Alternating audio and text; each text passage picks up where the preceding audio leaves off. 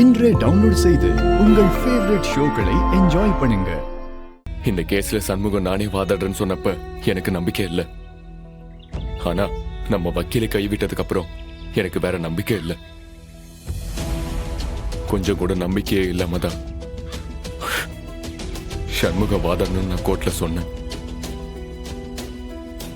இல்ல நாங்களே நம்பல. அந்த செவனாண்டி பெரிய ஆகச்சிறந்த வக்கீல், அவனை எவனாலும் ஜெயிக்க முடியாதுன்னு சொல்லிட்டு தெரிஞ்சாங்க. என் மவன் என்ன வக்கீலுக்கா படிச்சா?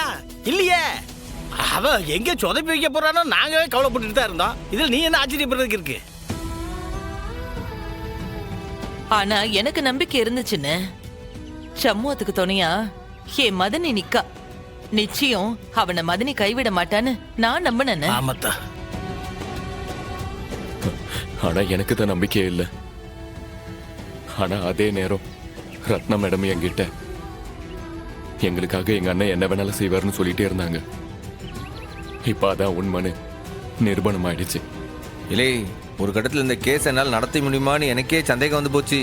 அந்த நேரத்தில் எனக்கு மண்டையில் அரைச்சி உரைக்கிற மாதிரி பரணிதாம்ல புரிய வச்சுதே. உன்னால நடத்த முடியும், நம்பிக்கையோடு இரு, நிச்சயம் ஜெயிப்பேன்னு சொன்னது மட்டும் இல்லாம கூடயே நின்று இவ்வளவு தூரம் வழி நடத்துறதே அவதாம்ல. அவ மட்டும் இல்லைன்னா இந்த கேஸ் என்னால் நடத்திருக்கவே முடியாது. அத்தான், அப்போ அக்காவுக்கு ஜூனியர் சம்பளம் அதிகமா தரணும் பாத்துக்கோங்க. இல்லை, என் சம்பாத்தியமே அவதான். என் சம்பாத்தியத்துக்கே சம்பளம் கொடுப்பாவளா? அதெல்லாம் சாமர்த்தியமா தான் பேசுவான் உங்க அத்தான். ஆனா ஒண்ணுமே தரமாட்டான். இல்லை, உனக்கு என்ன வேணும்னு சொல்லு, இப்பயே செஞ்சுடுதான். அதெல்லாம் எதுவும் வேண்டாம். அறிவு வெளியே வரணும். ரத்னா அவர் கூட நல்லபடியா வாழ ஆரம்பிக்கணும். அதுவே எனக்கு போதும். எனக்கு நம்பிக்கை வந்துருச்சு சிஸ்டர். நிச்சயமா சண்முகம் என்ன வெளியே கொண்டு வந்துருவாரு. நானும் ரத்னாவும் நல்லபடியா வாழதான் போறேன்னு நான் நம்புறேன். அறிவு, சீக்கிரமா விடுதலை ஆகி வாங்க.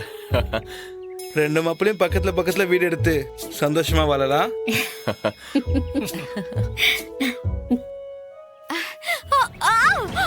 என்னடி? என்னாச்சு? வலிக்குதா? இல்லை, வீரா கொஞ்சம் தள்ளி வந்து உட்காரு. இல்லை, என்னாச்சு? என்னாச்சு? ரொம்ப வலிக்குதா? மெல்ல வா. உட்காரு. உட்காரு. உட்கார். உட்காரு.